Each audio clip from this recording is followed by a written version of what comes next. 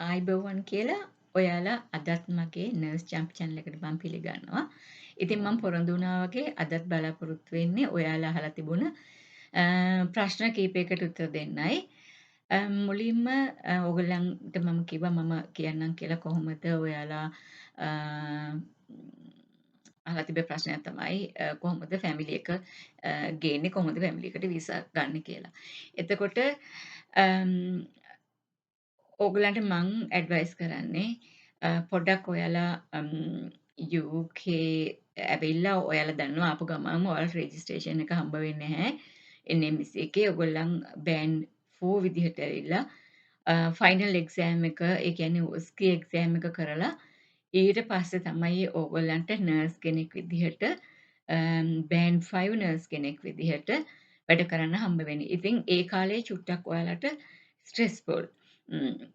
ඉතින් ඒක එක එක්කෙනා ඒ ස්ට්‍රෙස් එක දරාගන්න විදිහ වෙනස්. ඉතින් ඒක එක එක්කෙනාට ඒ කාලය වෙනස් වෙන්න පුළුවන්. ඉතින් මම උදාහරණයක් විදිහට සමහර නර්සස්ලා මම දන්නවා ඒගොල්ලන් ඒ ෆයිනල් එක්සෑම් එක කරන අතරතුරදී පවා ඒගොල්ලන්ගේ ෆැමිලි ගෙන්න ගත්තා. එතකොට මුලින්ම ඔයාලා මෙහි ආවට පස්සේ ෆැමිලි එක ගෙන්න එක ගැන ඔයාලට අවශ්‍ය වෙනවා ඔයාලාට එකමඩේෂන් එකක් ඔයාලා පෙන්වන්න ඕනේ ෆැමිලි එක ගෙනල්ලා ඔයාලට ඉන්න පුළුවන් කියලා. එතකොට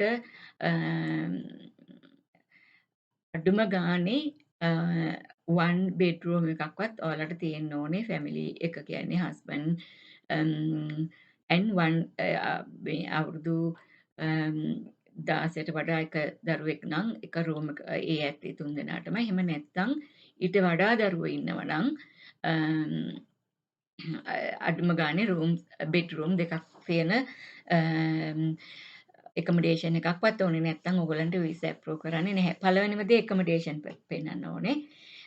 දෙවෙනි දේ තමයි ඔයාලට ඒ ඇවිල්ලා අඩුම ගානේ මාස 3ක පේ ස්ලිප් වත් පෙන්වන්න ඕනේ. ඒත් එක්කම ඔයගොල්ලන් බැංක් එකකට account එකක් open කරලා 3 months වත් ඔයගොල්ලන් pay slips පෙන්වන්න ඕනේ. ඔයාගේ ෆැමිලි එක හස්බන්ඩ් හරි දරුවෝ හරි ගෙනල්ලා ඔයාලගේ pay එකෙන් ඔයාලට නඩත්තු කරන්න පුළුවන් කියලා. එතකොට ඊට අමතරව ඔයගොල්ලන්ගේ account වල මුදල් තියෙනවා නම් ඩිපොසිට් තියෙනවා නම් ඒකත් ස්ට්‍රෝං පොයින්ට් එකක් වීසා ඇප්ලිකේෂන් එක දානකොට.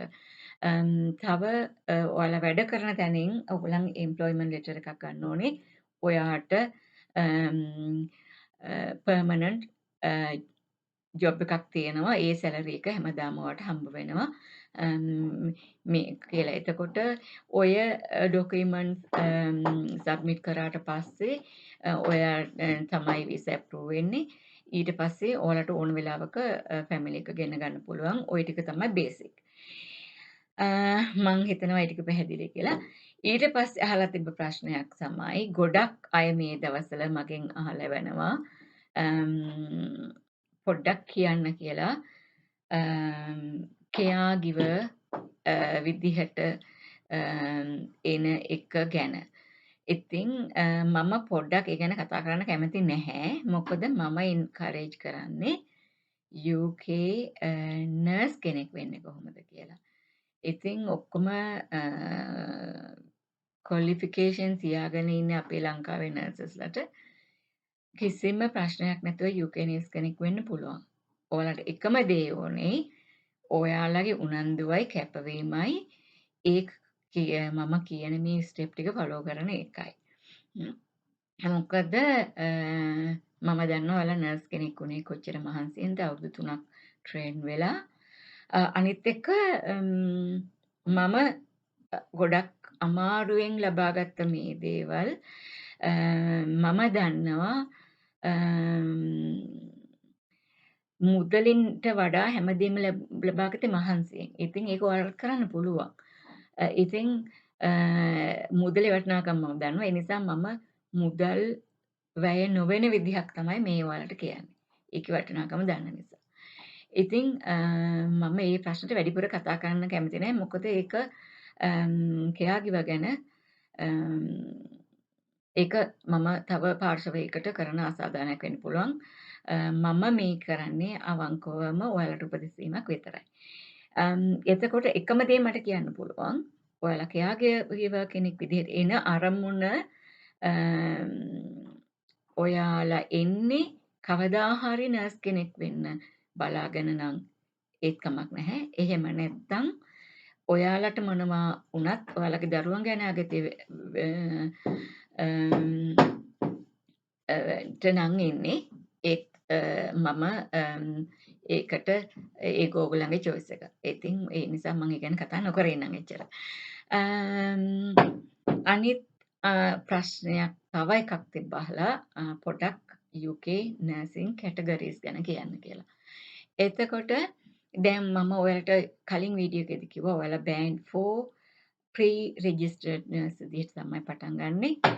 ඊට පස්සේ ඔයාලා පින් නම්බර් එක ගත්තට පස්සේ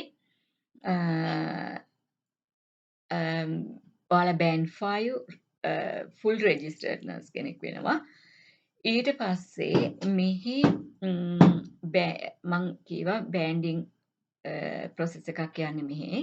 එතකොට ආපහු බෑන්ඩ් 5 වලින් පස්සේ තියෙනවා බෑන්ඩ් 6, 7, 8, 9 ඔහොම කියලා කැටගරිස්. බෑන්ඩ් 6 කියන්නේ බෑන්ඩ් 5 වලට වඩා වන් ලෙවල් එකක් එපව්. එතකොට ඒ කියන්නේ ජූනියර් සිස්ටර් විදිහට වෝඩ් මට්ටමින් යනවා නම් ඔක වෝඩ් එකක ඉන්න බෑන්ඩ් 6 කියන්නේ ජූනියර් සිස්ටර්. බෑන්ඩ් 7 කියන්නේ සීනියර් සිස්ටර් එහෙම නැත්නම් වෝඩ් මැනේජර්. බෑන්ඩ් 8 කියන්නේ මේට්‍රන්. එතකොට බෑන්ඩ් 8 වලත් A B C D කියලා කැටගරිස් තියෙනවා.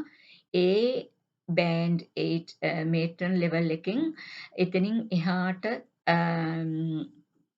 යන්න පුළුවන් ක්වොලිෆිකේෂන් උත් එක්ක. එතකොට බෑන්ඩ් 9 වෙන්නේ ගොඩක් වෙලාවට ඩිරෙක්ටර් ලෙවල් එකේ බෝඩ් ලෙවල් එකේ ඉන්න සීනියර් පොසිෂන්ස් වලට. එතකොට බෑන්ඩ් ඔයාලා මං හිතනවා දැන් ඔයාලා බෑන්ඩ් 5 නර්ස් කෙනෙක් වෙන විදිහට ඇවිල්ලා ලංකාවේ අවුරුදු ගාණක් එක්ස්පීරියන්ස් තියෙන කෙනෙක් නම් ඔයාලටත් අහිණයක් ඇති කොහොමද මම එක්ස්ට්‍රා ස්ටෙප් එකක් යන්නේ කියලා. එතකොට මගේ අත්දැකීමෙන් මං කියන්නේ ඔයාලා ඇවිල්ලා චුට්ටක් මෙහෙම මොකද වෙන්නේ කියලා බලලා ඔයාලට අවුරුද්දක් දෙකක් විතර යනකොට ඔයාලට බෑන්ඩ් 6 ඇප්ලයි කරන්න පුළුවන්. මම දන්නවා අවුරුද්දෙන් බෑන්ඩ් 6 ගියපු අය ඉන්නවා. ඒකට හේතුව ඔයාලා ප්‍රොඇක්ටිව් වෙන්න ඕනේ. එතකොට කරන දේ අනුව එක්කෝ ඔයගලන් ලීඩර්ෂිප් කෝසස් කරන්න පුළුවන්. ඔයාලට ඕන තරම් ඒකට පහසුකම් තියෙනවා. මුලින්ම තියෙන්නේ ඔයාලයි පදනම හදාගන්න එක විතරයි. ඊට පස්සේ ඔයගොල්ලන්ගේ උනන්දුවත් එක්ක ඔයාලට කොතෙන්ද රීච් වෙන්න ඕනේ ඒ දේ කරන්න පුළුවන්. එහෙම නැත්තම් ඔයාලට ස්පෙෂලිස්ට් නර්ස් කෙනෙක් වෙන්න ඕනේ නම් ඒ කියන්නේ අපි තියෙනවා diabetic specialist nurse, tissue viability, infection control ඔය වගේ ස්පෙෂලිස්ට් නර්ස් කැටගරීස් තියෙනවා. එතකොට ඒවත් රෝලුත් ගොඩක් වෙලාවට වෙන්නේ බෑන්ඩ් 6 and above.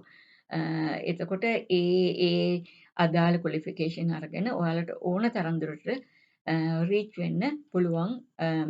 ඔයාලා ඇවිල්ලා රෙජිස්ට්‍රේෂන් එක ගත්තට පස්සේ. ඉතින් ඒ ගැන අපිට වෙනම කතා කරන්න පුළුවන් දවසක. මොකද මම ඉන්න පොසිෂන් එක දැන් මේට්‍රන් ඒ කියන්නේ බෑන්ඩ් 8. එතකොට මම ඔයාලා වගේම බිඳුවෙන් පටන් අරගෙන තමයි මෙතෙන්ට ඇවිල්ලා ඉන්නේ. ඉතින් මට මගේ එක්ස්පීරියන්ස් එක ඔයාලත් එක්ක බෙදාගෙන ඔයාලටත් එතෙන්ට එන්න උදව් කරන්න මම කැමති ඕන වෙලාවක. එතකොට අවසාන වශයෙන් මේ වීඩියෝ එකෙන් මම ඔයාලට කියන්න ඕනේ තවත් මම හිතනවා ගොඩක් වැදගත් ප්‍රශ්නයක් අහලා තිබ්බා. කොහොමද ඉන්ටර්විව් එකකට ෆේස් කරන්න කියලා මෙහි. මම දන්නවා ඔයාලා මගේ වීඩියෝ ෆලෝ කරා නම් ඔයාලා UK නර්ස් කෙනෙක් වෙන්න බලාගෙන ඉන්නවා නම් මේ වෙනකොට ගොඩක් අය එක එක ওই process එකේ එක එක තැන්වල ඉන්නේ. සමහරු IELTS කරනවා, සමහරු registration එක ඔන්න මෙන්න කියලා ඉන්නේ, සමහරු application දාලා interview එකට ලෑස්ති වෙනවා ඔය වගේ. එතකොට ඔයාලා interview එකකට ලෑස්ති වෙනවා නම් ඒ යටයි මම මේ කියන්නේ. ඔයාලට දැන් ජොබ් ඔෆර් එකක් සෝරි ඔයාලා දැන් ඇප්ලිකේෂන් එක දාලා කොහෙන් හරි ඔයාලට Skype ඉන්ටර්විව් එකක් ඇවිල්ලා තියෙනවා නම් මුලින්ම කරන්න ඕනේ ඒ ඉන්ටර්විව් එක එවලා තියෙන හොස්පිටල් එකේ ගැන පොඩ්ඩක් ඔන්ලයින් සර්ච් කරන්න. සර්ච් කරලා බලන්න ඒ හොස්පිටල් එකේ මොනවද වෙන්නේ? මොනවද ඒගොල්ලන්ගේ වැලියුස්? ගොඩක් වෙලාවට හොස්පිටල් වල හැම හොස්පිටල් එකම UK වල ඒගොල්ලන්ගේ තියෙන විෂන් එකක් වැලියුස් තියෙනවා. දැන් for example අපි කියනවා care values කියලා. එතකොට එක එක ඒවා විදිහට care කියන එක CARE care කියන එක එයාලා එක එක හොස්පිටල් වල එයාලගේ care values වලට ගන්න පුළුවන්. care attitude, respect, environment එක එක විදිහට දෙන්නේ. එතකොට ඒ හොස්පිටල් එකට අදාළව ඒගොල්ලන්ගේ වැලියුස් ගැන බලන්න. එතකොට පොඩ්ඩක් ඕගොල්ලන් හොස්පිටල් එකේ ඒ වෙබ්සයිට් එකට ගිහලා බැලුවම හොස්පිටල් ගැන අහපු ප්‍රශ්නකට ඒවා දැනගෙන උත්තර දුන්නාම ඒගොල්ලන් ඉම්ප්‍රෙස් වෙනවා. දන්නවා ඇත්තට මේ නර්ස්ට උනන්දුවක් තියෙනවා. මේවා ගැන හොයලා බලලා තියෙනවා කියලා. ඊට අමතරව මේ දවස්වල විශේෂයෙන්ම මුළු ලෝකෙම කතා වෙන දේ COVID-19. එතකොට ඉන්ෆෙක්ෂන් කන්ට්‍රෝල් ගැන අනිවාර්යයෙන්ම අහනවා. එක එක රටවල් වල ඉන්ෆෙක්ෂන් කන්ට්‍රෝල් කරන එක විදිහ වෙනස්. එතකොට ඉන්ෆෙක්ෂන් මේ ලොකු දෙයක් ඕනේ නැහැ. සාමාන්‍යයෙන් නර්ස් කෙනෙක් විදිහට අපි කොහොමද මේ ඉන්ෆෙක්ටඩ් ඩිසීස් එකක් තියෙන ලෙඩෙක්ව මේ බලාගන්නේ. ඒ වගේ දෙයක්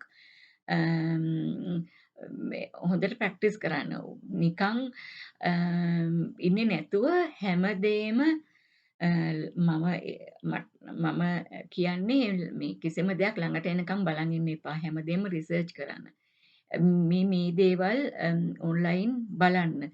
ලෝකේ රටවල් වල වෙන වෙන දේවල් වෙන විදිහට වෙන වෙන මට්ටම් වලින් මේවා ප්‍රැක්ටිස් කරන්න. ඉතින් ඒවා බලලා එකතු කරගන්න දැනුම ඉන්ටර්විව් එකකට ඔයගොල්ලන්ට ගොඩාක් වැදගත් වෙනවා. ඊට අමතරව ඔයාලා දැන් වැඩ කරන තැන අනුව ඔයා ICU නර්ස් කෙනෙක් වෙන්න පුළුවන්, තියටර් නර්ස් කෙනෙක් වෙන්න පුළුවන්. එතකොට ඔයාලා වැඩ කරන තැනට අදාළ සෙනාරියෝ එකක් දීලා ප්‍රශ්නයක් අහන්න පුළුවන්. ICU එකේ වැඩ කරන නර්ස් කෙනෙක් නම් ඕගොල්ලන් මන් දන්නවා අනිවාර්යෙන් ඔයාලට තියෙනවා ඇසෙස්මන්ට්. ඔයාලගේ ඔයා පේෂන්ට් කෙනෙක් බාරගත්තාම ඒ පේෂන්ට් ඔයා ඇසෙස් කරන මේ ගැන ඔයගොල්ලන් දන්න ඔයාලට තියෙනවා එහෙම තියරි එකක්. ඉතින් ඒ දේවල් මෙහෙටත් අදාළයි. ඒවා ගැන බලන්න. ඊට අමතරව සාමාන්‍යයෙන් ලොකුම දෙයක් තමයි අපි ලංකාවේ කරන්නේ නැති දෙයක්. සාමාන්‍යයෙන් අපි ඩ්‍රග් එකක් කරොත් අපි ඔයාලා දන්නවා අපිට 5 rights තියෙනවා ඩ්‍රග් එකක් ඇඩ්මිට් කරන මේ අපි කාට හරි දෙනවා නම් එතකොට ඒ 5 right වලින් එකක් හරි අපි අතින් වැරදුනා නම් for example wrong route එකේ අපි මේ බෙහෙතක් දුන්නා නම් ඒක ඩ්‍රග් එකක්. මෙහි වෙන හැම ඩ්‍රග් එකක්ම ගොඩක් සීරියස්ව ගන්නවා. එතකොට ඒක අපි මෙහි තියෙනවා ඉන්සිඩන්ට් රිපෝටින් කියලා සිස්ටම් එකක්. එතකොට එක හොස්පිටල් වල භාවිතා කරන ටර්ම් එක වෙනස්. සමහර හොස්පිටල් වල කියනවා ඩේටික්ස් කියලා, සමහර ඒවා කියනවා ඉන්සිඩන්ට් රිපෝට්ස් කියලා. එතකොට ඒවා අපි රිපෝට් කරන්න ඕනේ. එතකොට පොඩ්ඩක් හොයලා බලන්න ඩ්‍රග් විශේෂයෙන් අහන ප්‍රශ්නයක් ඩ්‍රග් එරර් එකක් වුණොත් ඔයාලා ගන්න මොනවද පියවර? ඒක ඔය විදිහට ප්‍රශ්න අහන එකක් නෑ. සමහර විට අහන්න පුළුවන් ඔයාලා IV මෙඩිකේෂන් එකක් දීදී හිටියා. මගදී දැනගත්තා ඒක රෝන් ඩ්‍රග් එක ඔයා දෙන්නේ කියලා. ඔයා ඉතින් නම් මොකද කරන්නේ? ඒ වගේ වෙන්න පුළුවන් සෙනාරියෝ එක. ඉතින් මං හිතන්නේ ගොඩාක් ප්‍රශ්න වලට එකපාර අපි කතා නොකර ඊළඟ වීඩියෝ එකකදී අපි හොඳටම ඉන්ටර්විව් එකට බේස් කරන්නේ කොහොමද කියලා කතා කරමු. මම අර කලින් කිව්වා වගේ අර වර්චුවල් ඉවෙන්ට් එක වෙනවා. ඊට අමතරව ඊට කලින් ඒක චුට්ටක් තාම මෙහි රොයල් කොලෙජ් ඔෆ් නර්සින් එකත් එක තමයි කරන්න බලන් ඉන්නේ. ඉතින් ඒගොල්ලන් ගේ තාම ඩේට් එක දීලා නැහැ. එතකොට ඒ නිසා ඊට අමතරව මම හිතුවා ඔයාලට එක එක්කෙනාට එක එක ප්‍රශ්න තියෙන නිසා ටීම් ඔයාලත් එක්ක ෆේස් ටු ෆේස් කියන්නේ ටීම්ස් හරහා ටීම් මේ ඇප් එක හරහා මම සම්බන්ධ වෙන්න ඊට කලින්. එතකොට ඒ ඉවෙන්ට් එකට සම්බන්ධ වෙන්න කැමති අය ඉන්නව නම් ඔයාලගේ ප්‍රශ්න වලට උත්තර දෙන්න.